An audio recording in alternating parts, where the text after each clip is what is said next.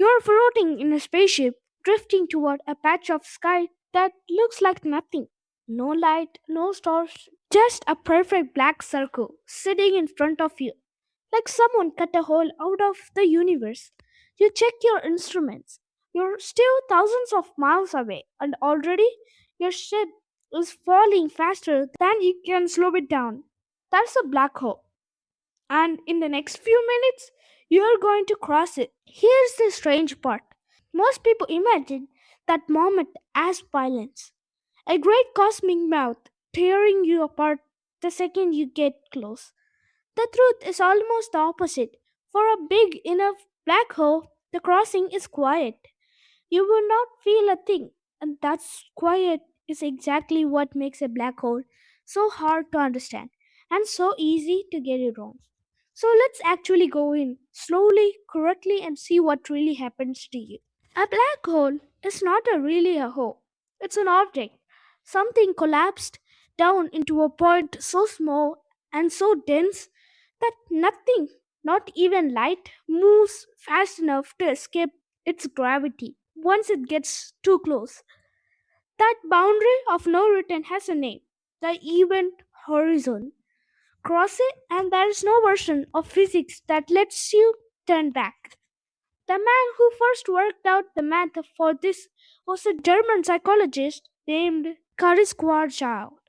In 1996, while serving on the front lines of World War I, he took Einstein's brand new equation for gravity and solved them for a single point of mass. Einstein himself thought the result was a strange mathematical curiosity, not something that could exist in real universe. It took decades before anyone believed black holes were real objects and not just an equation gone strange. Now, back to your fall. As you approach the event horizon, something happens that has nothing to do with the black hole, tearing you apart, and everything to do with time itself bending. Gravity, that strong, slows down time, not metaphorically. Actually, a clock near a black hole ticks slower than a clock far away from one. So here's the twist. Almost nobody expects. If a friend is watching your ship from a safe distance, they never actually see you cross the event horizon. From their point of view, your ship appears to slow down. More and more it nears the edge, your light stretching and dimming until you seem to freeze there forever, fading out like a photograph lit in the sun.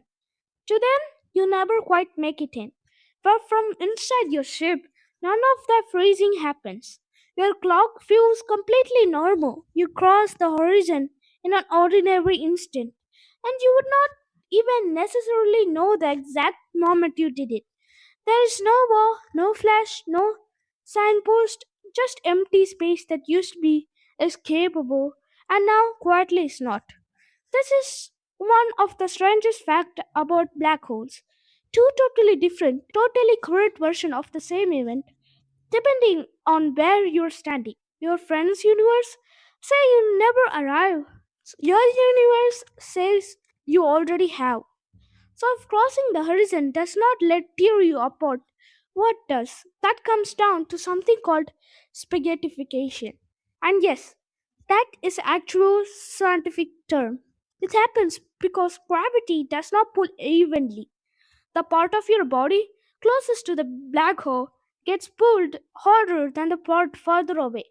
Stretch the difference enough and your body get pulled long and thin, like dough being stretched into noodles. Here's where size matters enormously. For a small black hole, only a few times the mass of our sun, that stretching happens brutally early. While you were still far outside the horizon, you will never even make it inside in one piece.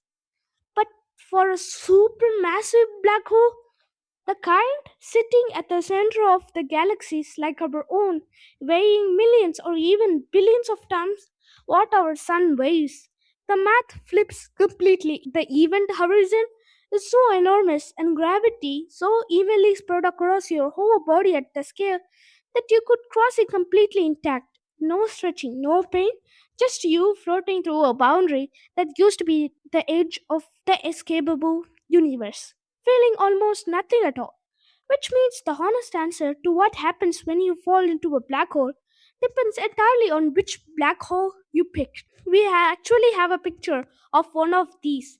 In 2019, the Event Horizon Telescope, a network of radio dishes spread across the entire planet working together as one giant instrument, captured the first real image of a black hole shadow.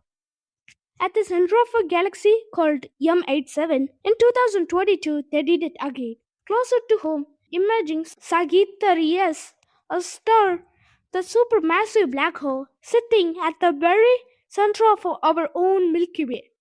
Neither image shows the black hole itself. You cannot photograph something that traps its own light. What you're seeing is the glowing ring of matter swirling just outside the edge. So, say you make it inside, intact, past the horizon. What is actually waiting for you? According to Einstein's equation, everything you carried in with you, your ship, your body, every atom, gets crushed down toward a single point at the center called a singularity. Infinite density, zero volume. This is the part where honestly physics run out of answers. Our best equations simply stop working at that point. Many scientists suspect that means our equations are incomplete. Not that really actually contains a point of anything. What is really happening at the center of the black hole may be one of the last true mysteries left in physics. And there's one more twist waiting at the very end of all this. One that Stephen Hawking spent much of his career on. In 1974, he showed that black holes are not actually eternal. Though a quantum effect, now called Hawking radiation, the very slowness leak energy back out into the space over unimaginably long timescales and shrink, eventually evaporate completely. Which means even the black hole that you fell into is not forever long after you. And everyone who ever knew you, and possibly every star in the sky, has gone dark. That black hole will still be shrinking one photon at a time until one day it simply is not there anymore. So picture the ship again, drifting toward the black circle in the sky. To someone watching from far away, you fade into the edge and seem to hang there forever. A final frozen image of a moment that never quite finishes.